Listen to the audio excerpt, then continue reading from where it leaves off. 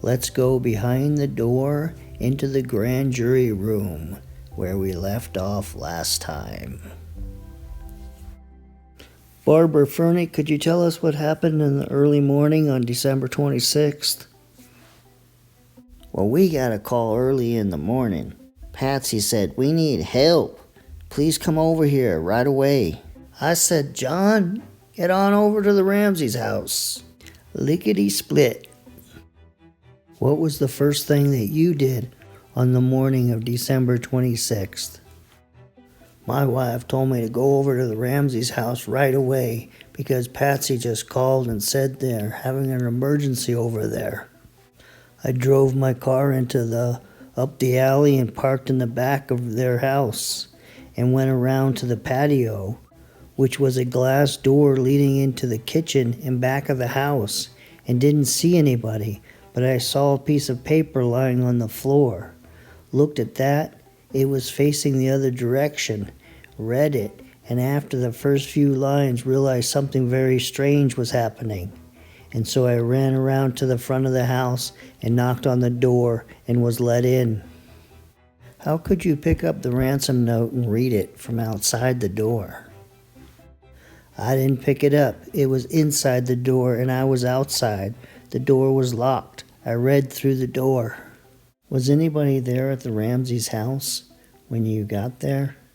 Fleet and Priscilla White were there when I arrived, and my wife came shortly thereafter.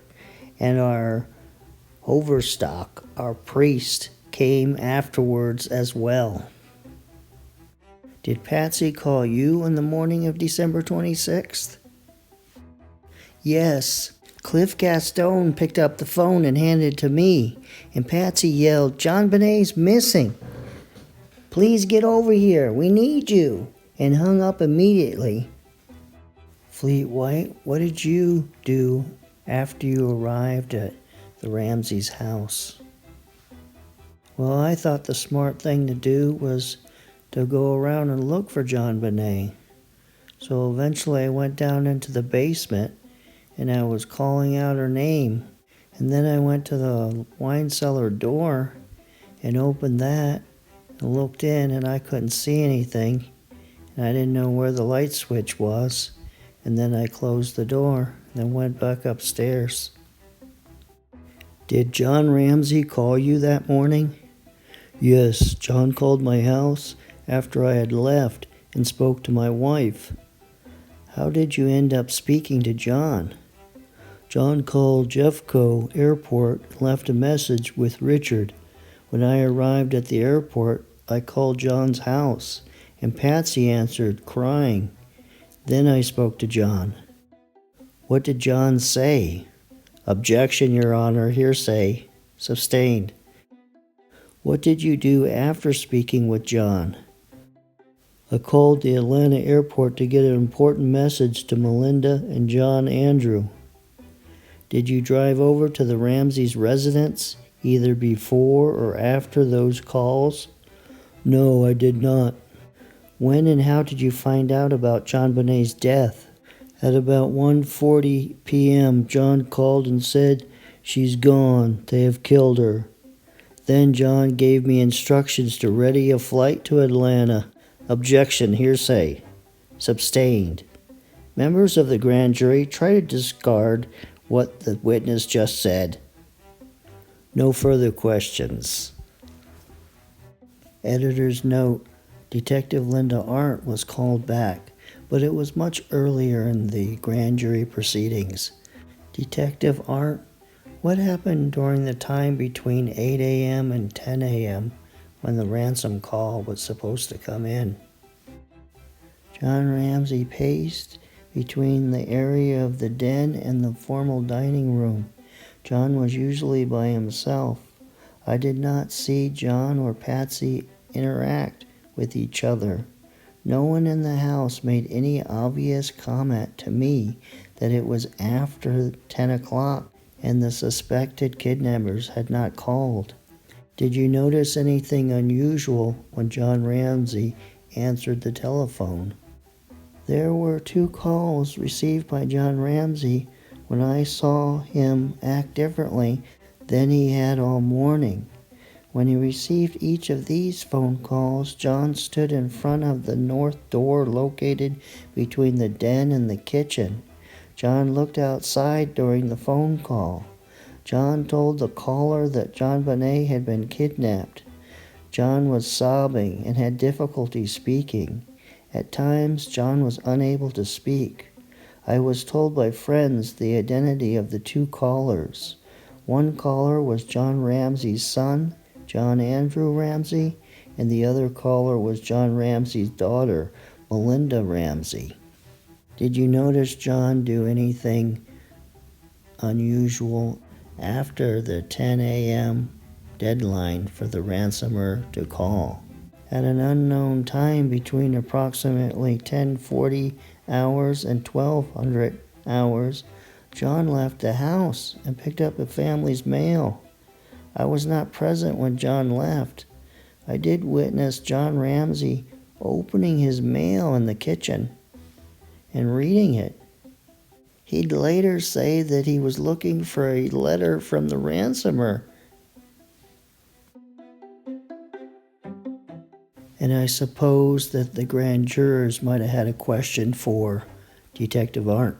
What did John Ramsey notice about the ransom note that morning and the $118,000?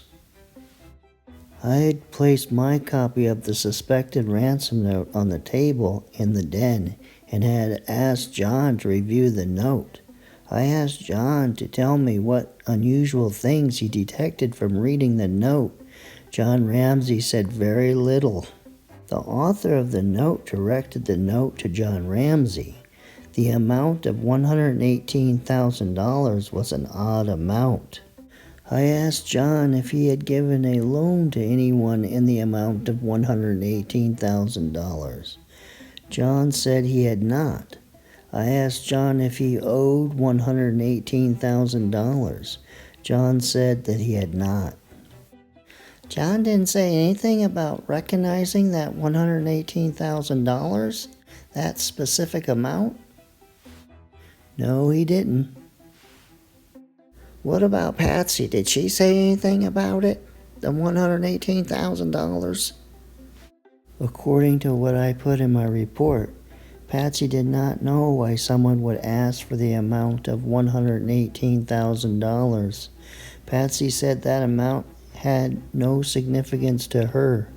Patsy asked me why the author of the note had not asked for a larger sum of money, or at least a round sum of money.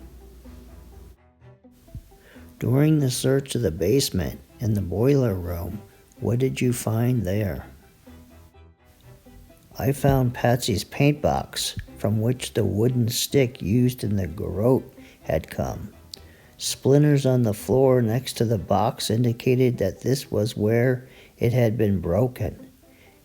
It was then logical to surmise that here, or near here, was where the garroting had taken place, rather than upstairs in the bedroom. Did the crime scene investigators search JonBenet's room or bathroom? Yes. On the second floor and the bathroom off JonBenet's bedroom, investigators found a balled-up red turtleneck, which Patsy said JonBenet had been wearing when she went to bed. No one seemed to know how it ended up there. What do you look for first when a child is murdered, like in this case with JonBenet's death? When a child is murdered in or near the home, the parents and close family members are always high on the initial suspect list. Statistics tell us that they are the likely killers. As a rule of thumb, the younger the child, the more probable a family member was involved. When a parent has killed a child and has staged the crime scene, what do you normally find? Generally, if a parent kills the child, they don't want to be the one to find the child. If they do search, say, in a residence, they'll get someone else to say, "Okay, Frank, you check this room, and I'll be over here checking the other room." The other thing you look at is how the child is left. When parents kill, they usually place the child in a very, very peaceful type of look to it. They stage the crime scene. Mr. Douglas, have you come to a conclusion as to whether Patsy or John murdered JonBenet? And would you tell us your opinion? Yes, I have come to a conclusion, and I believe that Patsy nor John killed JonBenet.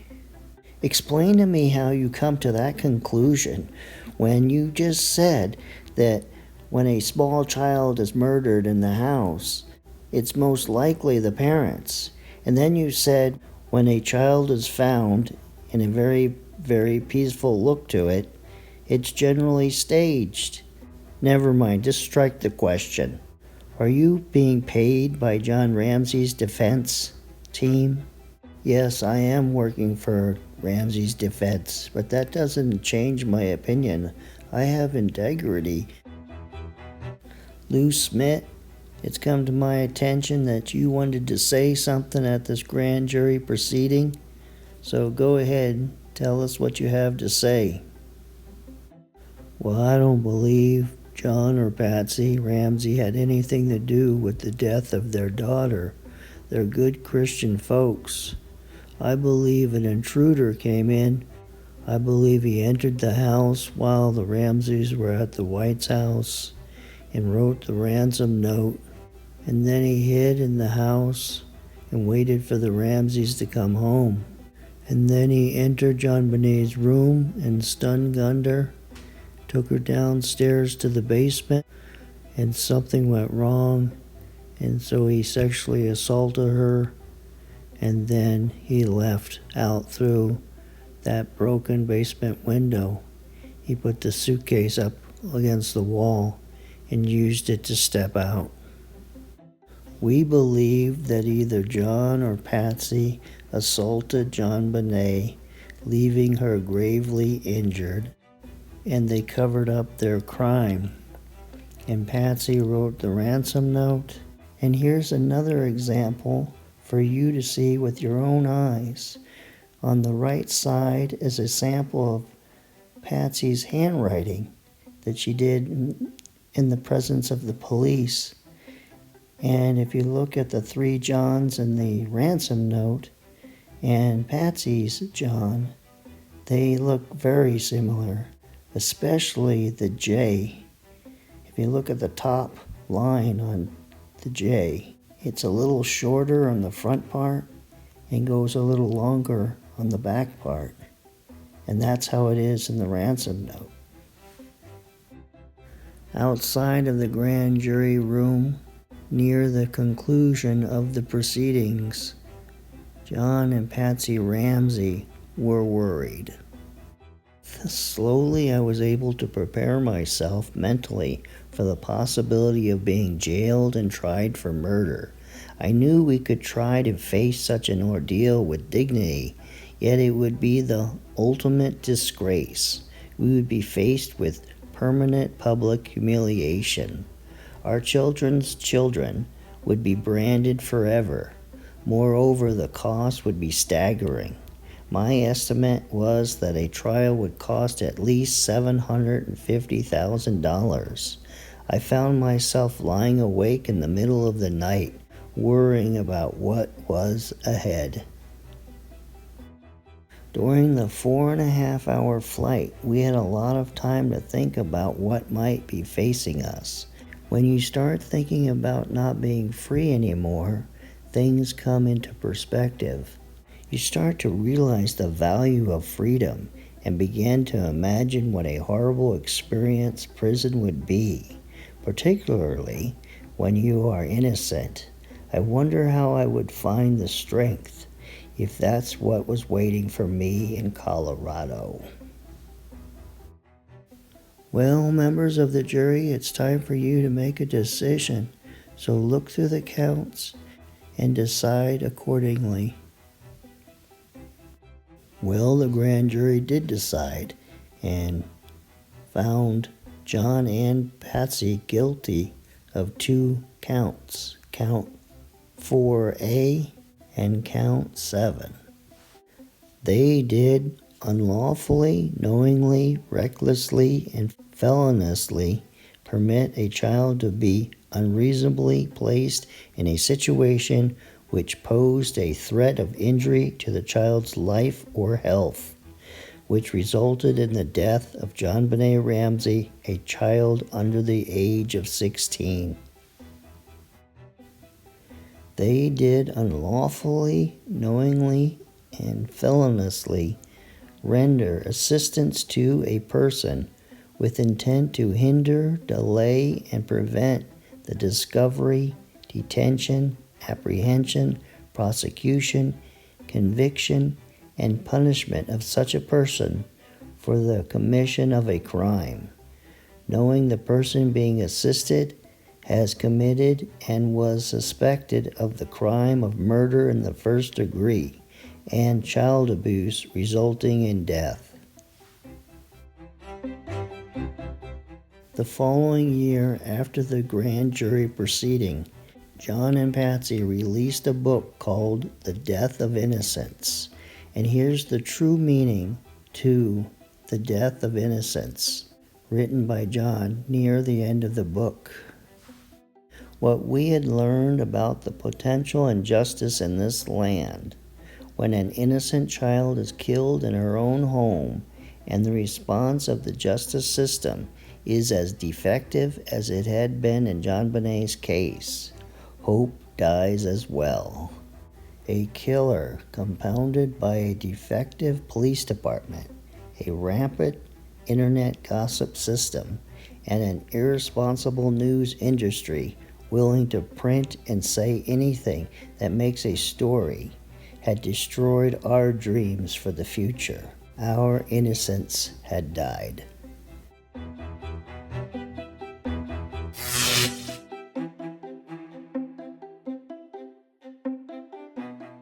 Well, this ends this episode of Unsolved. And what do you think? So what do you think counts 4A and 7 mean against John and Patsy Ramsey? I'll see you next weekend with a new episode.